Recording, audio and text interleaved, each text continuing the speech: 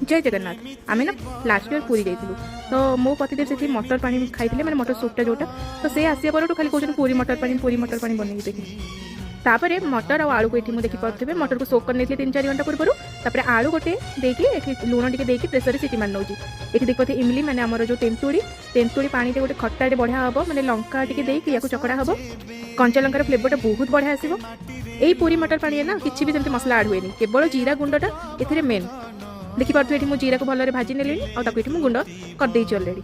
आउ सांग मैंने जानते ये जो तेंतुड़ी और कंचा लंकार जो फ्लेवरटा ना बहुत बढ़िया लगे मैंने कहूँ कि मो पाटी लाड़ भी करुच्ची तापर धनिया पत्र टमाटो पियाज आउ काकुड़ी को मुझे चुन चुन करके काटी नहीं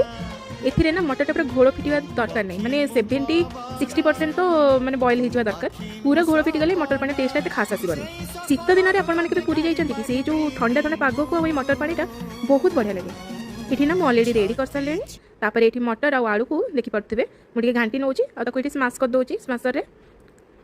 हल्का 5 मिनिट भाया फुटी गला देखी पारे ये मोर मटर पानी पूरा रेडी हो गला